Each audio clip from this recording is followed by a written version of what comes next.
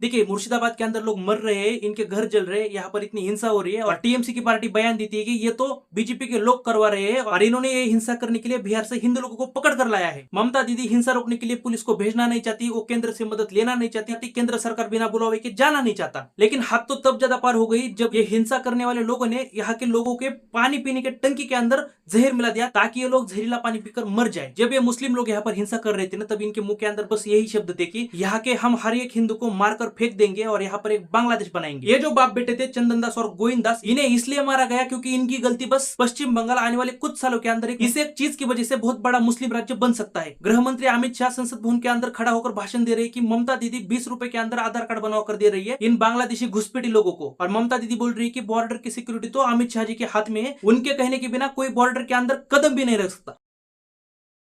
देखिए, जब से संसद भवन के अंदर वक्फ बिल पास हुआ है तब से मुर्शिदाबाद के अंदर और जंगीपुर के अंदर एक प्रोटेस्ट चल रही थी। तो फिर 8 अप्रैल को जंगीपुर के सूती के अंदर एक प्रोटेस्ट रैली निकलती है और रैली उमरपुर हाईवे के पास जाकर रुकती है और वो लोग वहीं पर उमरपुर हाईवे को, जो नेशनल हाईवे जिसका कि नंबर NH 12 है, उस हाईवे को ब्लॉक कर देते हैं। अभी ये हाईवे है ना, नेशनल हाईवे होने के कारण यहाँ पर बहुत सारी गाड़ियां रुकनी शुरू होती है, जिसकी वजह से पुलिस को किसी भी हालत में उस नेशनल हाईवे को शुरू करना काफी ज्यादा इंपॉर्टेंट था। तो फिर वो पुलिस वहां पर इस हाईवे को फिर से शुरू कराने के लिए आती है। जैसे ही प्रोटेस्ट करने वाले लोगों को हटाने की कोशिश करती है, तब वो प्रोटेस्ट करने वाले लोग, लगभग 100 से ज्यादा लोग है ना, वो ये पुलिस की गाड़ियों के ऊपर, जो पुलिस जिस गाड़ी के अंदर आई है ना, उस गाड़ी के ऊपर वो पथराव करना शुरू कर देती है। तो फिर पुलिस भी बदले में लाठीचार्ज करती है इन लोगों के ऊपर। तो फिर पुलिस बदले में आंसू गोले दागती है इन लोगों के ऊपर ताकि स्थिति वहां पर कंट्रोल में है।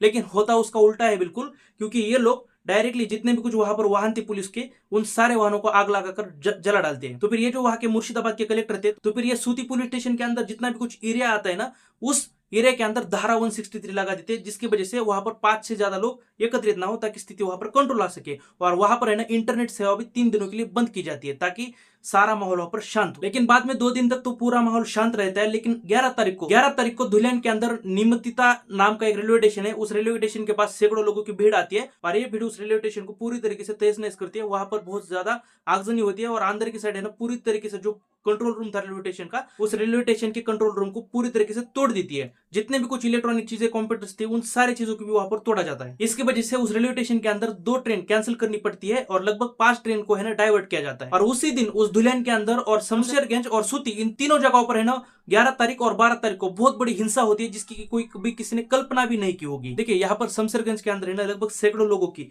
जो हिंसा करने वाले लोग थे, लगभग सैकड़ों मुस्लिम लोगों की भीड़ वहां पर आती है उस गांव के अंदर। और ये जो सैकड़ों लोगों की भीड़ है ना, वो लगभग हर एक चीज को वहां पर तोड़ना शुरू कर देते हैं। तो फिर वहां पर जितने भी कुछ बाहर निकले हुए लोग थे, इन्हें पता ही नहीं चलता कि इनके साथ अचानक ये क्या हो रहा है। तो फिर वो लोग उतने में है ना, जो जैसी वहां पर उनके पास चीजें है ना, वो वहीं पर छोड़कर बस अपनी जान बचाने के लिए घरों के अंदर जाकर छुपना शुरू कर देते हैं। लेकिन इन लोगों की जो चीजें बाहर थी, जैसे कि गाड़ियां थी, ऑटो थे, कुछ साइकिल थी, ये जो कुछ चीजें थी ना, ये सारी चीजें बाहर छुटी हुई थी। तो फिर ये जो हिंसा करने वाले मुस्लिम लोगों की भीड़ थी ना, तो फिर ये सारे लोग इन गाड़ियों के ऊपर पेट्रोल डाल के इन गाड़ियों को जलाते हैं, ऑटो को जलाते हैं, साइकिल को जलाते हैं, जितनी भी कुछ चीजें मिलती है उनको इंपॉर्टेंट, उन सारी चीजों को वो जला डालते हैं। तो फिर है ना, ये भीड़ उस शमशेरगंज के अंदर एक गोविंदास नाम के व्यक्ति के घर के पास पहुंच जाती है।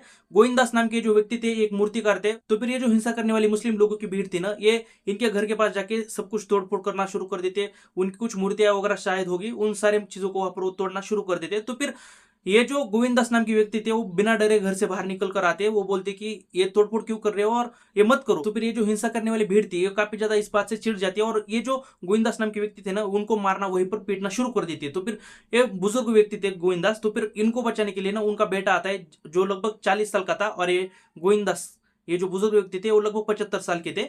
तो फिर उनका बेटा चंदन दास, ये वहां पर उनको बचाने के लिए आता है। तो फिर उनके बेटे को भी है ना, वहां पर पिटना शुरू कर देते हैं। तो फिर इन गोविंदास की गलती बस इतनी थी कि उन्होंने है ना, इनसे पूछा कि ये क्यों कर रहे हो, और बस रोका था। और ये जो चंदन दास थे, उनकी गलती बस इतनी थी कि वो अपने पिता को बचाने के लिए वहां पर आए थे। तो फिर ये हिंसा करने आई भीड़ उनको इतना मारती कि वहीं पर उन दोनों का दम घुटता है और वो वहां पर मर जाते हैं। तो फिर इस सैकड़ों लोगों की भीड़ ने है ना, वहां पर एक मंदिर थे, वो सारे मंदिर भी वहां पर है ना, उन्होंने तोड़ डाली। अगर उन्हें कोई शिव जी की मूर्ति मिलती, कुछ भी ऐसी हिंदू लोगों की चीज मिलती, तो फिर उस चीज को नष्ट कर देते। फिर उसी दिन धुलियन के अंदर भी काफी ज्यादा हिंसा चल रही थी। धुलियन के अंदर भी है ना, ये जो सैकड़ों लोगों की हिंसा करने वाली मुस्लिम लोगों की भीड़ थी, यहाँ पर भी वो सेम चीज पैटर्न फॉलो कर रहे थे। लेकिन यहाँ पर है ना, थोड़े से मिडिल क्लास लेवल के लोग थे, जैसे कि इनके घर के अंदर फ्रिज, कूलर, पंखा, ये जो सारी चीजें होती है, इलेक्ट्रॉनिक वस्तु, ये सारी चीजें थी। तो फिर ये जो सारी चीजें थी इनके घर के अंदर की, तो फिर इन हिंसा करने वाले लोगों ने इन सारी चीजों को तोड़ा। इनफैक्ट है ना बाहर के जो गेट थे, बाहर के जो मेन डोर्स थे ना, इन दरवाजों को तो उन्होंने छोड़ा नहीं, उन सारे दरवाजों के ऊपर है ना उन्होंने पत्थर मार मार के एकदम पूरी तरीके से तोड़ दिया, खराब कर दिया। मतलब उनका काम बस इतना ही था कि जितने भी कुछ अच्छी चीजें थे उन सारी चीजों को तोड़ना। लेकिन यहाँ पर है ना वो बस यहाँ तक नहीं रुके, जहाँ इस दुल्हन के अंदर है ना जहां पर भी उन्हें ऐसा लगा कि ये घर ज्यादा अमीर है या फिर यहाँ पर कुछ उन्हें जेवरात, पैसे, सोना, चांदी, ये जो सारी चीजें है ना वहां पर मिल सकती है, ये ऐसे घरों को है ना उन्होंने पूरी तरीके से खंगाल डाला। वहां पर अगर कुछ पैसा मिलता है, सोना चांदी, ये सारे जेवरात लेकर वहां से अपने साथ लेकर चले गए। फिर सुत्ती के अंदर और जाफराबाद के अंदर भी लगभग यही सेम चीजें हमें देखने को मिली। सुत्ती के अंदर भी है ना लगभग हर एक घर के बाहर जाके तोड़फोड़ करना, जितनी भी इंपॉर्टेंट चीजें उनको तोड़ना, जैसे कि टीवी, फ्रिज, कूलर, अगर कोई घर के अंदर उन्हें मिलता है तो फिर उसको भी तोड़ना। फिर जाफराबाद के अंदर भी है ना लगभग यही सेम चीजें हमें देखने को मिली। लगभग है ना हर एक जगह पर सैकड़ों हिंदू लोग रहते थे। इन सारे लोगों को उन्होंने है टारगेट कर करके मारा। लेकिन जहां जहां पर है ना हिंदू और मुस्लिम दोनों के इलाके थे, मतलब जैसे कि ना उन्हें उनके भाषा में वाड़ी कहते हैं। वाड़ी का मतलब है ना एक साइड हिंदू लोगों के मोहल्ले होते हैं, बस्तियां होती है, और दूसरे साइड है ना मुस्लिम लोगों की बस्तियां होती है। तो फिर इन्होंने है ना मुस्लिम लोगों की जितनी भी कुछ बस्तियां थी ना वहां पर हाथ तक नहीं लगाया। मतलब वहां पर है ना कोई चीज अगर बाहर भी हो तो फिर उसको तक उन्होंने हाथ नहीं लगाया। लेकिन वहीं पर हिंदू लोगों की जितनी भी कुछ चीजें थी ना उन सारे चीजों को तोड़ डाले। लेकिन हाथ तो तब ज्यादा पार हुई, उन्होंने कुछ कुछ इलाकों के अंदर है ना जो घर थे जहां पर है ना लोग घर के अंदर घुसने नहीं दे रहे थे, क्योंकि उन्होंने है ना अपने घर के अंदर के पूरे जो दरवाजे थे वो एकदम पूरी तरीके से पैक किए थे। तो फिर उन्होंने उन घरों के अंदर जो पानी पीने वाली टंकियां होती है ना उन टंकियों के अंदर विष मिला दिया, ताकि ये लोग ये जहरीला पानी पीकर वहां पर मर जाए। जब ये मुस्लिम लोग यहाँ पर हिंसा कर रहे थे ना तब इनके मुंह के अंदर बस यही शब्द थे कि यहाँ पर हम किसी भी हिंदू लोगों को रहना नहीं देंगे, यहाँ के हम हर एक हिंदू को मारकर फेंक देंगे और यहाँ पर एक बांग्लादेश बनाएंगे। देखिए मुर्शिदाबाद के अंदर लोग मर रहे हैं, इनके घर जल रहे हैं, यहाँ पर इतनी हिंसा हो रही है, और टीएमसी की पार्टी बयान देती है कि ये तो बीजेपी के लोग करवा रहे हैं, और इन्होंने ये हिंसा करने के लिए बिहार से हिंदू लोगों को पकड़ कर लाया है। ममता दीदी हिंसा रोकने के लिए पुलिस को भेजना नहीं चाहती, वो केंद्र से मदद लेना नहीं चाहती, केंद्र सरकार बिना बुलावे के जाना नहीं चाहता। लेकिन ये तो भला हो शुभेंदु अधिकारी का, जिन्होंने पीआईएल फाइल की हाईकोर्ट के अंदर, और हाईकोर्ट ने फैसला दिया कि लगभग 20 से ज्यादा सीआरपीएफ की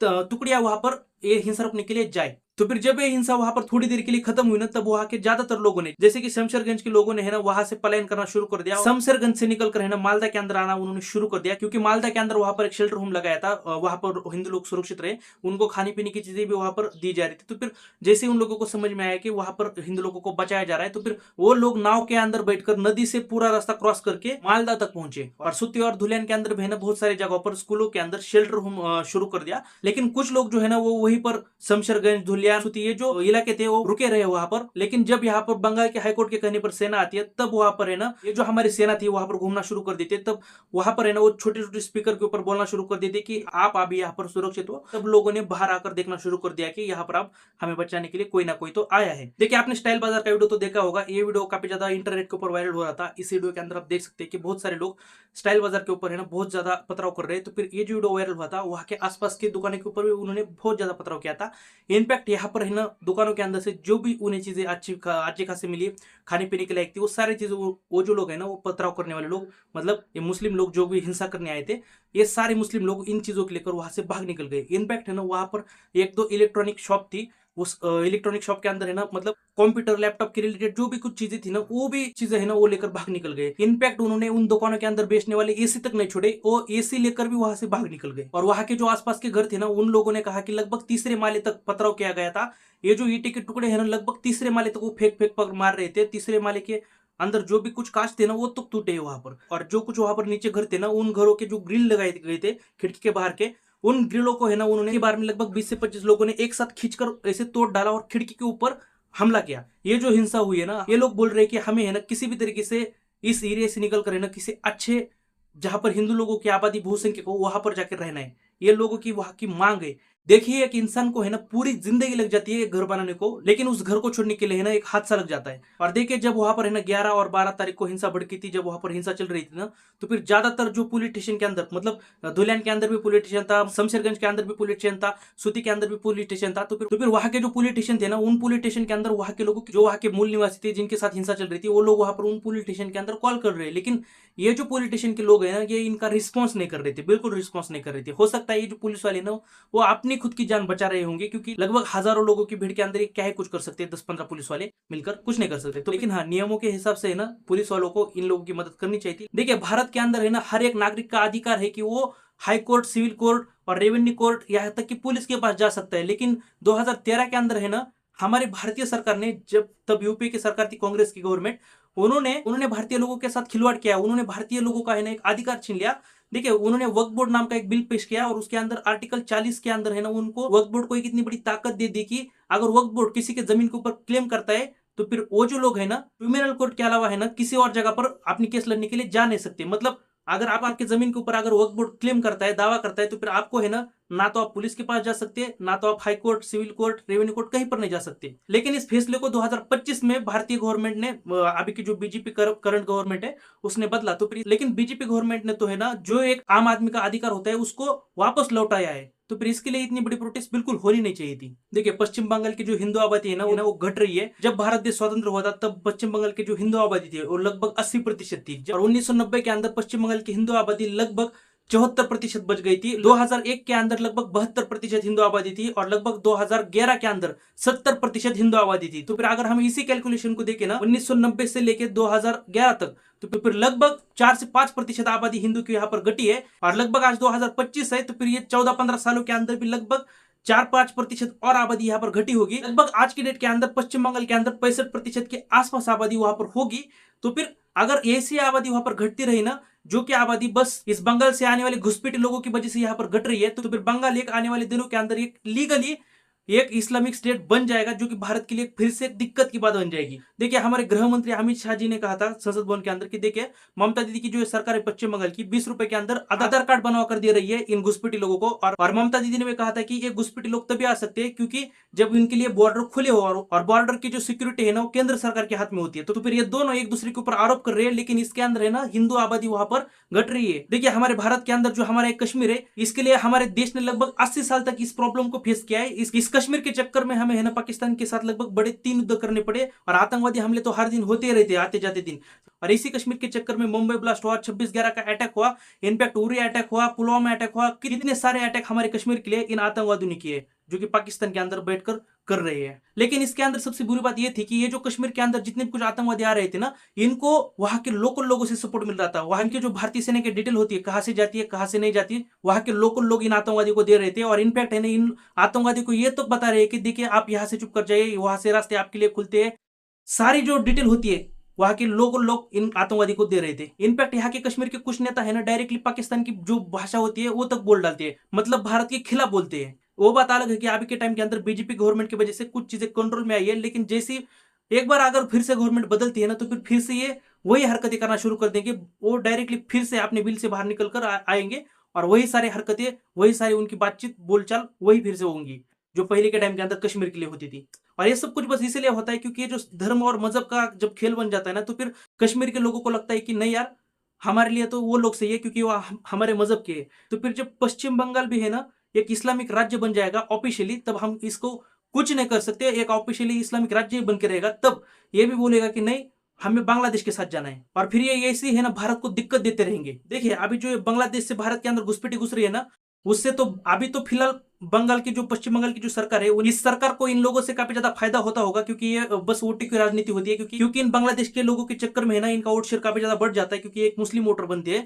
देखिए, भारत के अंदर अब तक जितने भी हमारे जवान शहीद हुए ना हमारे देश के लिए, उसमें से सबसे ज्यादा जवान, लगभग 60 से 70% जवान है ना हमारे कश्मीर के लिए शहीद हुए। अगर ये कश्मीर एक प्रॉब्लम ना होती ना, तो फिर अब तक हमारे जवान, बहुत सारे जवान जिंदा होते आज के डेट के अंदर। देखिए, जब भारत के अंदर फिलिस्तीन के लिए नारे लग रहे थे, प्रोटेस्ट किया जा रहा था, तो फिर देखिए भारत का स्टैंड कंप्लीटली क्लियर था कि हम इजराइल के साथ भी है, और ये जो फिलिस्तीन गाजा के लोग हैं हम उनके साथ भी है। लेकिन ये जो लोग थे, हमारे भारत के अंदर के जो कट्टरपंथी लोग थे, इन्होंने डायरेक्टली क्या किया, इन्होंने गाजा के जो आतंकवादी है ना, उन गाजा के आतंकवादियों के पोस्टर लेकर भारत के अंदर प्रोटेस्ट की। जब ये इजराइल देखता होगा, हमारे यहाँ भारत से जो ये वीडियो बाहर निकलकर इजराइल के पास जाते होंगे, तो इजराइल क्या सोचता होगा हमारे देश के बारे में? क्योंकि जब भी भारत को कभी दिक्कत हुई है पाकिस्तान से ना, तब हमें गोलियां और हथियार कोई दे नहीं रहा था, तब इजराइल हमारी मदद के लिए खड़ा हुआ था, और इजराइल ने हमें भर भर कर हथियार और गोलियां दी थी। जो यूक्रेन के अंदर जो हादसा हुआ था, वहां पर भी बच्चे मरे थे, उनके लिए भी जरूर प्रोटेस्ट करते, लेकिन उन बच्चों के लिए, वहां के बच्चों के लिए उन्होंने कोई प्रोटेस्ट नहीं किया। देखिए, कट्टरपंथी लोगों के लिए है ना, हमारे डॉक्टर बाबा साहेब अम्बेडकर ने कुछ लाइन कही थी, मुस्लिम लोगों का ये जो भाईचारा होता है ना, वो बस मुस्लिम लोगों के साथ ही होता है। देखिए, ये जो कट्टरपंथी लोग है ना, खुले में आकर बोलते हैं कि भारत तेरे टुकड़े होंगे,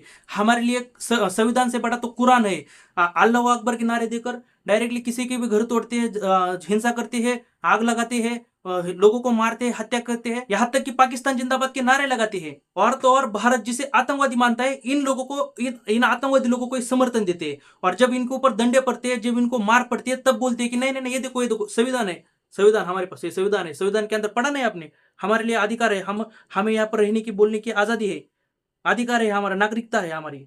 देखिए अभी टाइम आ चुका है कि भारतीय संसद भवन के अंदर एक बिल पेश किया जाए, जिसके के अंदर कंप्लीटली लिखा हो कि अगर कोई भारत का विरोध करता है या फिर भारत के खिलाफ बोलता है या फिर भारत के खिलाफ नारे लगाता है, कोई भी एक्टिविटी करता है या फिर भारतीय संस्कृति का अपमान करता है, तो फिर उसकी नागरिकता रद्द की जाए भारत के अंदर। जैसे कि अगर भारत तेरे टुकड़े होंगे, अगर ऐसी भी कोई बात करता है, उसकी भी नागरिकता रद्द हो।